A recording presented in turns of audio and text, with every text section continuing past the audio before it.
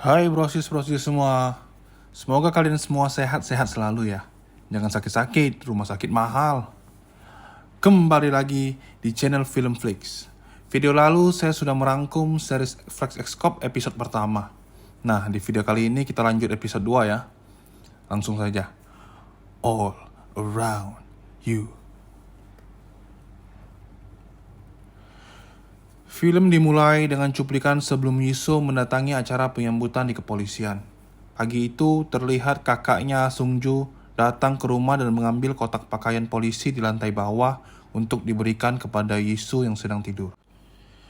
Di sini, Yiso masih belum mau jadi polisi seperti kesepakatan yang disetujui oleh Sungju dan kepala kepolisian itu ya guys. Sungju mencoba meyakinkan Yiso. Kemudian, Pak Choi mencoba membuka pikiran Yiso dan berkata, kalau Sungju akan menyampaikan bahwa semua ini rekayasa pada konferensi pers nanti. Sungju yang akan bertanggung jawab dan juga mengundurkan diri dari perusahaan. Ayah Yiso juga akan mundur dari pencalonan. Hal itulah yang membuat Yiso akhirnya mau menjadi polisi dan datang ke acara penyambutan di kepolisian. Di sisi lain, Yiso mendatangi ruangan kerja kepolisian. Gang Hyun yang melihat itu menyuruh Yiso untuk pulang saja. Tidak perlu repot-repot melakukan ini semua. Di sana Yiso terlihat diintimidasi oleh Gang Hyun dan Jun Yong. Yang tidak suka ada anak orang kaya yang akan mengganggu pekerjaan mereka sebagai polisi. Gang Hyun dan tim pun pergi rapat. Setelah keluar dari rapat, Gang Hyun dan tim terkejut tiba-tiba ada prasmanan makanan mahal di kepolisian. Ternyata Yiso meminta Pak Choi untuk menyiapkan ini semua agar kepolisian tidak terlalu kaku dan agar semuanya happy. Gang Hyun tiba di ruangan dan melihat Yiso sedang bermain video game di meja kerjanya dan langsung mematikan gamenya. Terjadilah perdebatan di antara mereka. Di sisi lain, Jun Yong yang kesal melihat prasmanan tiba-tiba itu menyuruh membubarkannya. Dan anggota-anggota kepolisian yang sedang makan pun jadi buru-buru. Gang Hyun pun meluapkan kekesalannya pada samsak tinju di atas gedung kepolisian. Setelah itu, Gang Hyun mendapatkan cara mencoba membuat Yiso tidak betah dan bosan agar dia berhenti dan tidak datang-datang lagi. Gang Hyun membawakan Yiso setumpuk berkas-berkas dan menyuruh Yiso untuk menulis laporan. Padahal berkas-berkas itu sudah selesai dikerjakan. Yiso yang cerdik ternyata membawa berkas itu ke ruangan kepala kepolisian dan meminta Pak Kepala mengajarkan cara menulis laporan yang benar. Jadi Pak Kepala yang menulis laporan tuh. Kemudian Gang Hyun ditelepon oleh Pak Kepala untuk datang ke ruangannya. Gang Hyun yang melihat Yiso di sana segera mengajaknya kembali ke ruangan sambil membawa berkas-berkasnya. Rencana Gang Hyun pun gagal. Di ruangan, Gang Hyun melihat tim investigasi orang hilang bergegas keluar karena ada laporan pria tua 70 tahun yang menghilang di Gang Hadong. Gang Hyun punya rencana baru membantu mereka mencari orang hilang. Agar Yiso yang belum punya pengalaman ini merasa bosan mencari orang hilang seperti itu. Sesampainya di sana, terlihat semua polisi mencari di sekitaran. Tapi Yiso terlihat sibuk memfoto jam tangannya. Setelah itu, tiba-tiba terlihat banyak anggota geng motor, pesepeda, tukang antar paket berlalu lalang di sekitar tempat pencarian. Tak berapa lama, anggota geng motor pun menemukan pria tua yang hilang itu. Ternyata usut punya usut, Yiso memfoto dan memposting jam tangannya di sosmed sebagai imbalan bagi mereka yang bisa menemukan pria tua yang hilang. Gang Hyun pun terlihat kesal melihat itu. Sesampainya mereka di kantor, Jun Yong menerima telepon laporan ditemukan jasad di kapal pesiar dermaga Gangha. Mereka pun bergegas ke sana. Tapi Yiso disuruh pakai mobilnya sendiri ke lokasi. Sempat terjadi kejar-mengejar tuh siapa yang duluan sampai antara mobil Gang Hyun dan Yiso. Sampai di dermaga, Gang Hyun tidak diperbolehkan masuk menggunakan mobil, karena hanya pemilik kapal yang bisa masuk menggunakan mobilnya, walaupun mereka polisi. Aneh juga sih, padahal ini menyangkut ditemukannya jasad.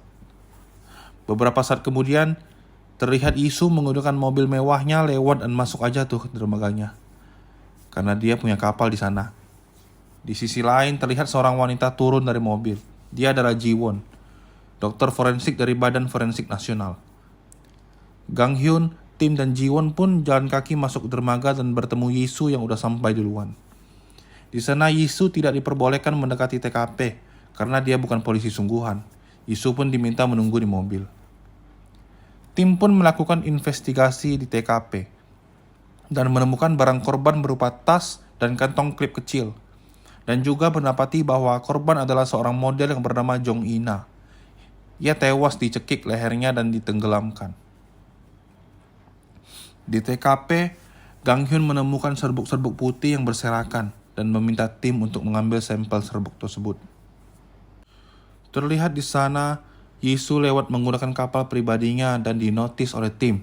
Yisu mendapati ada goresan besar di bagian depan kapal tersebut, tapi Yisu tidak menghiraukannya. Setelah selesai, Yisu diminta ikut ke mobil Gang Hyun dan menuju ke sebuah agensi model untuk melakukan investigasi atas meninggalnya Jong Ina. Di sana Yisu diminta menanyai semua staf mengenai Jong Ina, sedangkan Gang Hyun menemui pemilik agensi. Pemilik agensi menyatakan, semalam Ina pergi janji temu penting sekitar jam 8 malam, tapi ia tidak mengetahui siapa tamu yang ditemui Ina. Pemilik juga tidak banyak tahu mengenai Ina. Setelah selesai interogasi, Gang Hyun pun keluar dan mendapati Yisu sedang ngobrol-ngobrol dengan para wanita di sana. Tapi, kata Yisu dia dapat informasi di sana, sedangkan Gang Hyun bergegas pulang dan meninggalkan Yisu. Sesampainya di rumah, Gang Hyun mengeluhkan kepada ayahnya mengenai apa yang dilakukan Jin Yisu hari ini di kantor. Sedangkan Yisu kembali ke bar miliknya dan mengeluhkan mengenai Gang Hyun kepada temannya yang terluka kena pisau kemarin. Keesokan paginya, Gang Hyun yang sampai di kantor Badan Forensik Nasional mendapati Yisu juga berada di sana. Gang Hyun yang terlihat kesal pun mau gak mau masuk bersama untuk mengetahui hasil otopsi di sana. Sampai di dalam, Gang Hyun pergi menemui Jiwon, sedangkan Yisu ditawarkan untuk mengecek kembali jasad kemarin. Yisu yang kelihatan ragu membuka kain putih yang menutupi jasad. Tapi secara tiba-tiba ia mendapatkan cuplikan memori-memori lukisan seorang wanita yang tenggelam di pikirannya. Di sana Yisu terlihat sedih sambil memegangi dadanya yang sakit dan seketika pun tumbang. Gang Hyun melihatnya dan menyadarkannya, tapi Yisu bilang dia hanya pura-pura. Hasil otopsi menunjukkan penyebab kematian bukan karena dicekik dan ditenggelamkan, walaupun ada sedikit air sungai di perutnya. Tapi artinya korban sempat masuk ke air. Penyebab kematian yang benar adalah karena pukulan keras di kepala bagian kiri. Dan senjata pembunuhnya bisa jadi seperti palu, kunci Inggris atau sebagainya. Dan dipastikan pembunuh seorang kidal. Setelah selesai, di lorong gedung, Yisu terlihat menerka-nerka bagaimana cara korban dihabisi nyawanya. Gang Hyun yang melihat Yisu sangat antusias dengan kasus ini mencurigai maksud lain dari Yisu. Tapi Yisu malah membuat deal-dealan dengan Gang Hyun. Kalau ia gagal menangkap pelakunya, ia akan pergi dan menjalani tugas administratif di rumah. Tapi kalau Yisu berhasil menangkap pelaku, Yisu meminta Gang Hyun untuk mengakui dirinya sebagai polisi sejati. Di lorong lain gedung, anggota forensik menyampaikan ditemukan kantong klip kosong dan serbuk putih yang ditemukan di TKP adalah narkoboy jenis baru. Jejak sepatu boot 280 mili dan sidik jari di gelas champagne. Sesampainya mereka di kantor kepolisian, Jun Yong memberitahu Gang Hyun katanya mengetahui identitas pelaku dari kamera CCTV di TKP.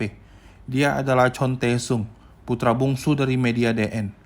Dan pemilik kapal tersebut adalah Chon Tae-yong, kakaknya Tae-sung.